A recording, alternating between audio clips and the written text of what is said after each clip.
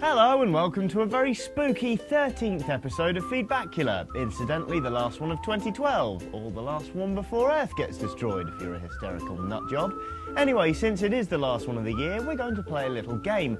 Let's see if we can make it all the way through this episode without somebody complaining about the score we gave to Resident Evil 6, because yes, that's still happening. Did I ever tell you what the definition of insanity is? Insanity is doing the exact same fucking thing over and over again, expecting shit to change. Well, personally, I'd say it's complaining about the same review score time and again and expecting that to change, but fair enough. This week, we're talking all about Far Cry 3, which this week garnered a rare 9.0 from Kevin Van Ord, making it a strong contender for Game of the Year. A lot of other people at GameSpot are certainly enjoying it, but what have you been saying? We'll find out in a second, but first there's something I need to mention. Last week I talked about Aris Bactanians making sexist remarks on a live stream, calling him an arsehole in the process. It was pointed out to me that he made a full retraction and apology after the incident, something I didn't know and therefore didn't mention. In that regard I was wrong and I apologise for the omission, even if I do still think he's an arsehole. Right, on with the Far Cry comments. Kevin gave a 9? Holy shit, I'm getting this pronto. It seems that I'll be failing music history exam next week. Tough luck for me. Attaboy! Finally a 9! Jesus, did that take a long time. It's nice to see GameSpot actually liking a game. A game with boobs? I'm in. See you guys in 3 weeks. Winky doggy face. I don't know what to play now. Far Cry 3, Assassin's Creed 3, Call of Duty, Black Ops 2, Hitman Absolution. Why the games are not coming one after another? They're coming like a bomb. Now what the should I do? Relax, probably. Love the way animals can attack you. Looks really good. It's about time they started to use more of little touches like that in games. Skyrim would have been nice to have elements in it like that. Pretty sure it had that, buddy. One of the very few games that's actually made me jump, e.g. swimming down a river only for a crocodile to breach right in front of me, swimming across the ocean then to see a shark fin in the distance, not realising just how far away the shore I've swam. And the map editor is a very welcomed component. Well done, Ubi. Smiley face. Unbelievable. Must be the first time I agree with Kevin Fail-Ord in more than 10 years of GameSpot. Ladies and gentlemen, I present you a real good FPS. Thus, COD Killer. High praise indeed from that lot, even though Kevin Fail-Ord is a pretty weak nickname. Whether it can really be called a COD killer is also questionable, given they occupy pretty different subsets of the first-person shooter genre, but you never know, maybe the multiplayer will really take off, especially with the map editor.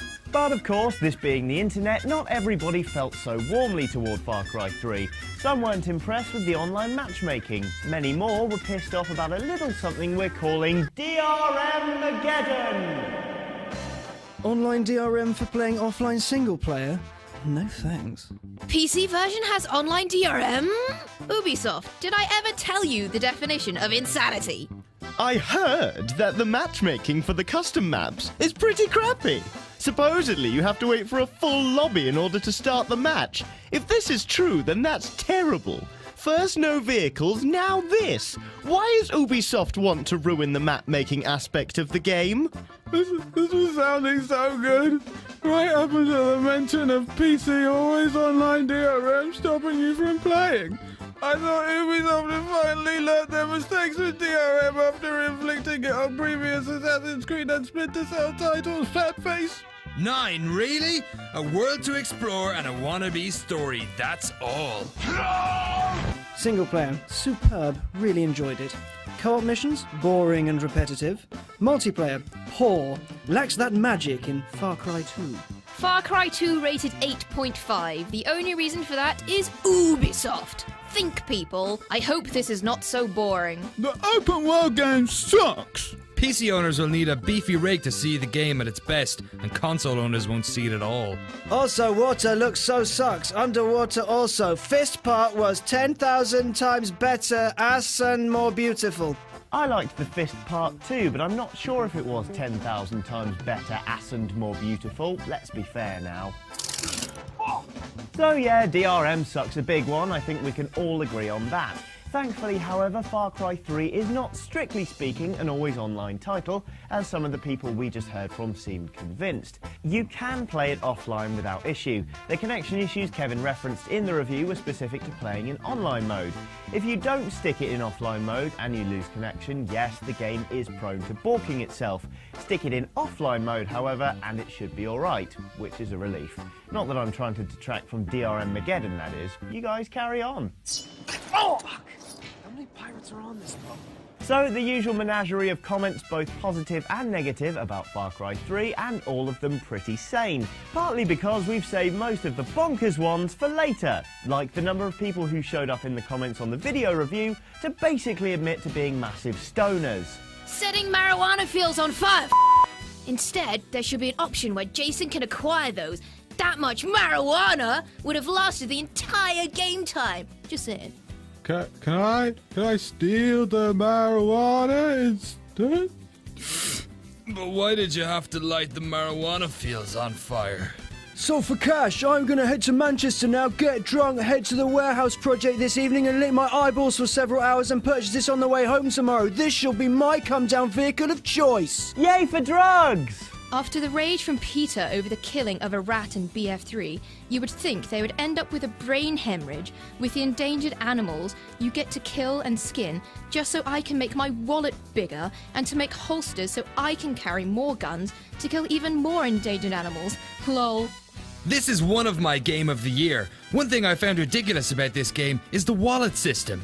You have to craft it from pigskins or whatever to store more money.